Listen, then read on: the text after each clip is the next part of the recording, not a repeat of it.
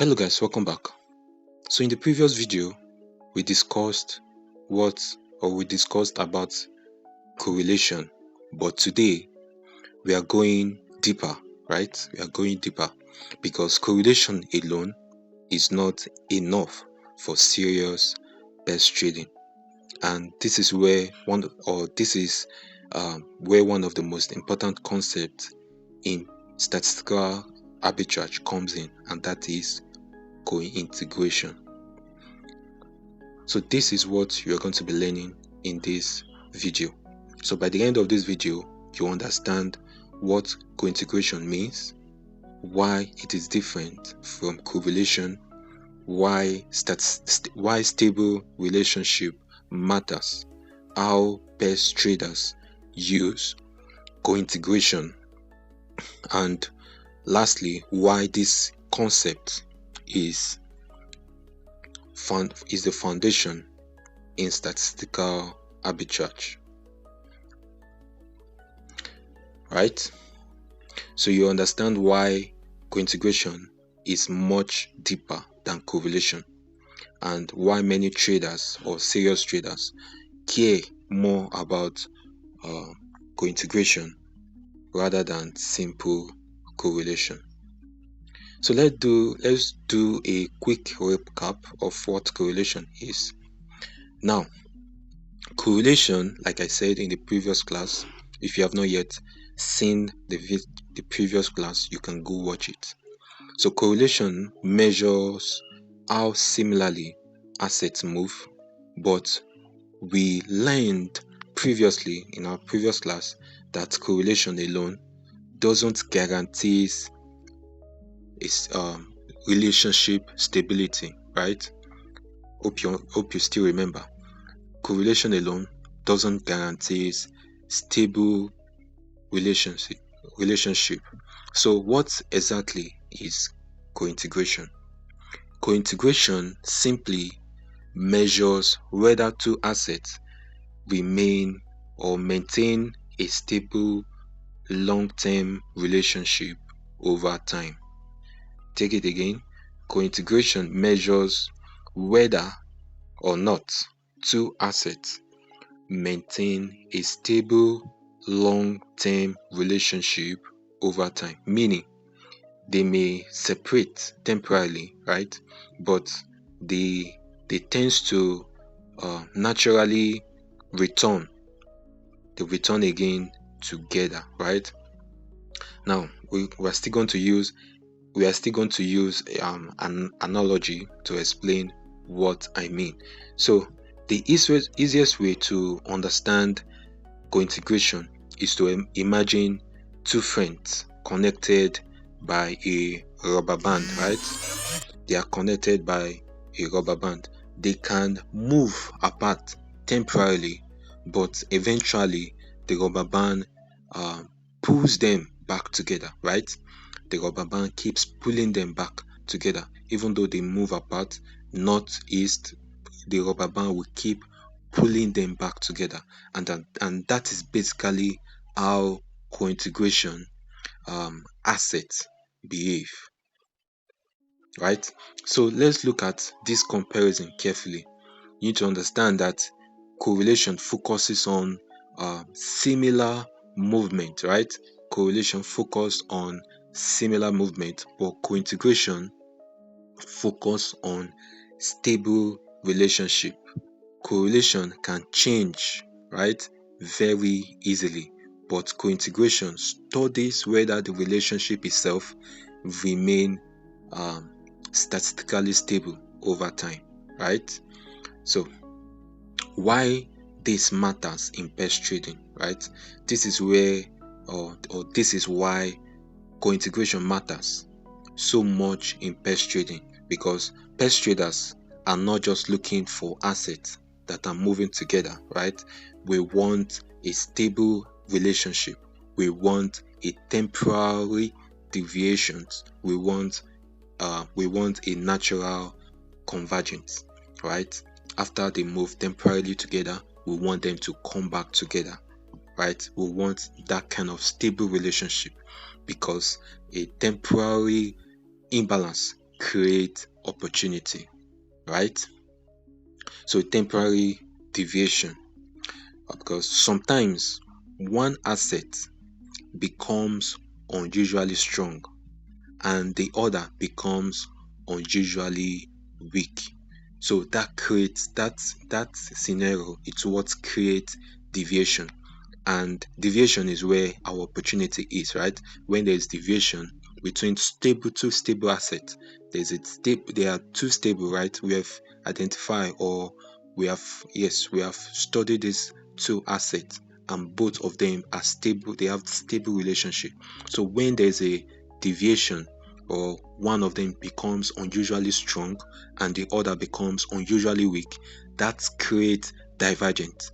Okay, it creates deviation. But co-integration assets often move, or often tends to return towards equilibrium over time, right? It tends to return to equilibrium over time. So you need to look at this chart, right? So you can see that you can see this, they tends to return to the you're going to spread you're going to I'm going to be explaining what spread is later. You can see how the spread is widening, then it becomes narrow, right? So what is mean reversion? Mean reversion, this is where mean reversion starts becoming important, right? Co-integrated assets often fluctuate around some of they often fluctuate around some of or some form of um, equilibrium relationship, right? And what does that mean? It means that when deviation becomes extreme, right? When deviation becomes extreme, the relationship often starts normalizing again, right? You understand? When deviation becomes extreme, just like the analogy I gave, when the two friends are are held by a rubber band and they tend to move, there will be a point where the rubber band will not move, will not exceed that limit, right? It will not exceed. So what will happen is that the rubber band tends to bring them back together, right? After they have wandered inside the rubber band, they will still come back, right? That is when it becomes extreme. So the relationship tends to start normalizing again after extremity, right? After extremity. So you need to look at the examples, right? We are going to be using an example here, which is UK oil and a US oil, right? So we're going to be using, there are other pairs that we trade. These are the pairs that I personally trade: GBP AUD and GBP NZD, Euro AUD, Euro NZD, UK oil and US oil. They exhibit co-integration relationship because they share a deeper economic connection. Remember, we discussed why pairs or why assets are correlated, right? We talked about economic reasons, right? Macroeconomic reasons. So these are this is it. So what's the important warning, right? Not all correlated assets are co-integrated, right? Not all correlated assets, they may be correlated, but they are not co-integrated. And this is where many beginner trader get confused, right? Not all assets that are correlated are co-integrated, but all assets that are co-integrated are correlated, right? So co-integration is the main factor, is the main concept in pairs trading. But that doesn't mean we are going to do away with correlation. We need correlation, right? We need correlation in pairs trading. We are going to be applying it. So the information is very necessary, but we are not just focusing on pairs that are correlated, that are just correlated. We are focusing on pairs that are both correlated and co-integrated, right? So why cointegration is powerful? Cointegration is powerful because it helps right? It helps traders to focus on more stable relationship instead of random movement. And this is one of the reasons I always say, right?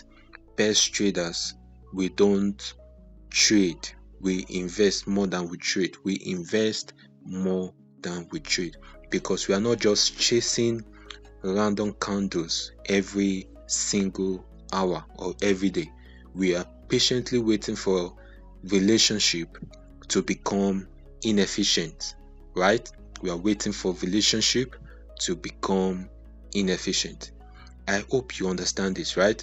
So, more like a recap, I said we as best traders, we are interested in a factor, more interested in cointegration factor more than correlation factor, because cointegration helps us to ascertain or um, yes, help us to determine two assets that are stable, that have a stable relationship, not just assets that are moving together, right? Because a correlated asset doesn't necessarily mean a co-integrated asset, right? Asset can be correlated, but they might not be stable, right? Stability for um, co-integration, right? And similarity for correlation. So I hope you understand this. So in the next video, I will explain spread in the simplest way that's possible, right? I will explain spread in the simplest way possible, and this is where statistical arbitrage is becoming even more practical, right? It is interesting, it's becoming interesting, and it's becoming practical, right? Do well to subscribe for more, right? I'll be talking to you in this next one. So if you enjoy this, do well to subscribe, do well to comment, leave a comment, guys. Leave a comment, subscribe, and like this video because we are just getting started. So I'll be talking to you in the next one. Until then, bye.